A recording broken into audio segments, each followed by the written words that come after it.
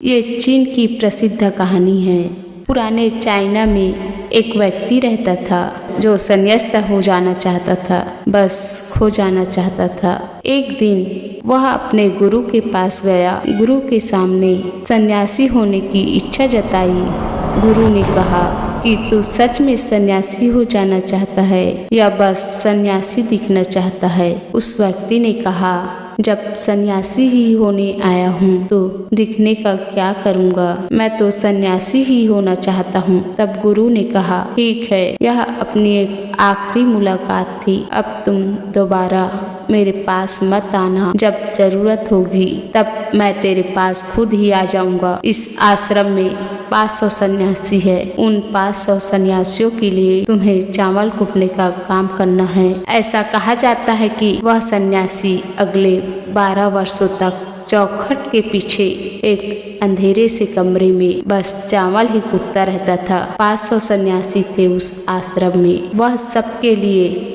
चावल कुटता था। सुबह से उठता चावल कुटता ही रहता था। रात थक जाता तो सो जाता था। 12 वर्ष बीत गए। वह कभी दोबारा गुरु के पास नहीं गया। उसने भरोसा कर लिया था कि गुरु ने जब कह दिया है कि जरूरत पड़ने पर वो खुद ही आ जाएंगे तो बात ही खत्म हो गई। शुरुआत में तो उसके मन में कई तरह के विचार चलते थे, लेकिन जब पूरे दिन बस चावल ही कुटना है तो विचार करके भी क्या फायदा। धीरे धीरे उसके मन से विचार भी गायब होने लगे। वह बस सुबह उठने से लेकर रात सोने तक बस चावल ही कुटता रहता था। जब गुरु ने कह ही दिया था कि तुम्हें चावल ही कुटना है तो बस सारे प्रश्न खत्म। गुरु ने कहा है तो वह सही कहा होगा। 12 वर्षों तक चावल कुटते कुटते उसके मन में विचार आना ही बंद हो गए। मन एकदम शांत और खाली हो गया।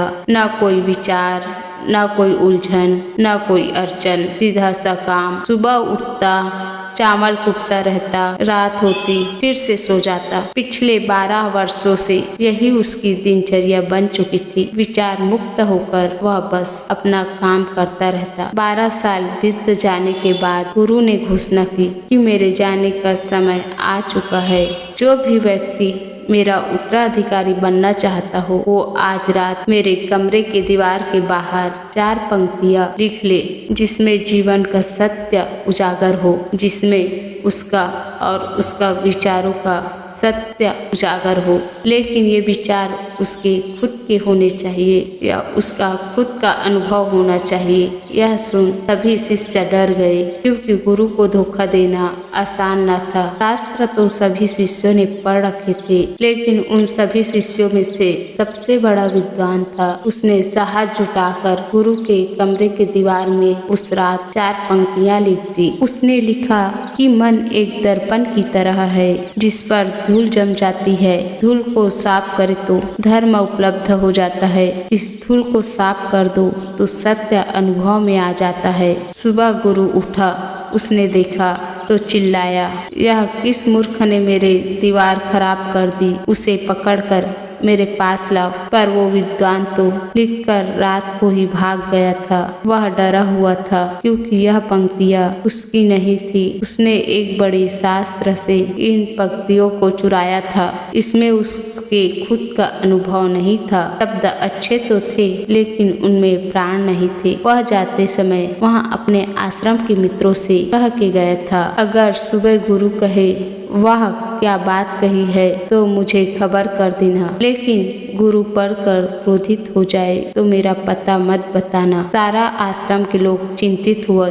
इतने सुंदर वचन तो है, वचनों में क्या कमी है। मन दर्पण की तरह ही तो है जिससे शब्दों की, विचारों की, अनुभव की धूल जम जाती है। बस इतनी सी ही तो बात है। साफ कर दो दर्पण तो सत्य की प्रतिबिंब फिर बन जाता है। लोगों ने कहा, उस सन्यासी ने बात तो ठीक ही लिखा है, लेकिन गुरु जरूरत से ज्यादा ही कठोर है। अब देखते हैं इससे ऊंची बात कहाँ से लेकर आएंगे। ऐसी ही बातें पूरे आश्रम में चल रही थी। पूरे आश्रम गर्म था इसी एक बात को लेकर। ऐसे ही सन्यासी बात करते हुए उस चावल कुटने वाले के पास से जा रहे थे। उसने भी उस चारों की बात सुनी। उसकी बात सुनकर वह हंसने लगा। उनमें से एक ने कहा, तुम हंस रहे हो, बात क्या है? उसने कहा, गुरु ठीक ही तो कह रहे हैं कि किस न समझ ने इसको लिखा। फिर चारों सन्यासी चौंक गए और बोले, तू पिछले 12 वर्षों से चावल ही कूट रहा है और हम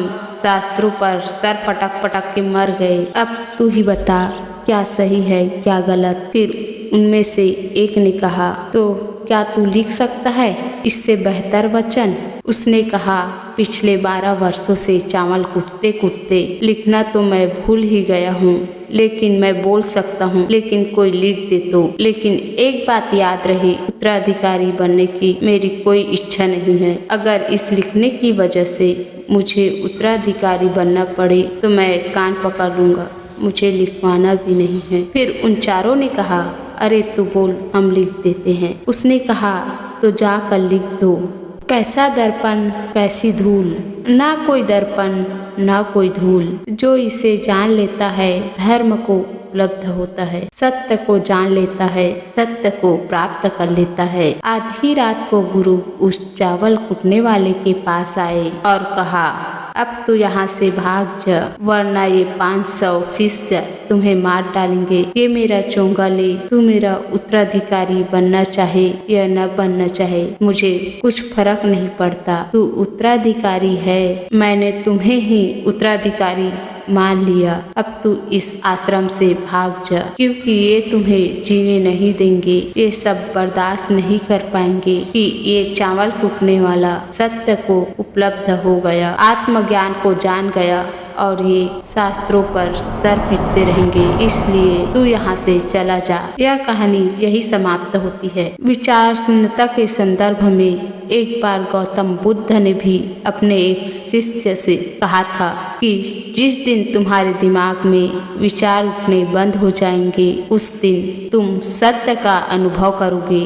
तुम खुद को, इस ब्रह्मांड को समझ पाओगे और यही बुद्धत्व प्राप्ति का पहला कदम है। मन के विचारों को शांत करने की एक तरीका जो बौद्ध ग्रंथों में बताया गया है, वह है खुद के विचारों पर ध्यान देना। अंदर क्या चल रहा है, कैसे विचार उठ रहे हैं, इसका बड़े ही सावधानी से निरीक्षण करते रहना। पर इसका मतलब ये नहीं है कि हम अपने विचारों को दबाना, उसको रोकना शुरू कर दे। अगर आप ऐसा करेंगे तो विचारों के फैलाव की तीव्रता और बढ़ जाएगी। आपको बस अपने मन को देखना है। मन भटकेगा, बार बार भटकेगा, लेकिन जैसे ही आपको फिर याद आए कि आप विचारों का निरीक्षण कर रहे थे, आप तुरंत फिर से विचारों पर ध्यान देना शुरू करिएगा। शुरुआत में आपको काफी परेशानी आएगी और मन बार बार भटकेगा भी, लेकिन कुछ दिनों बाद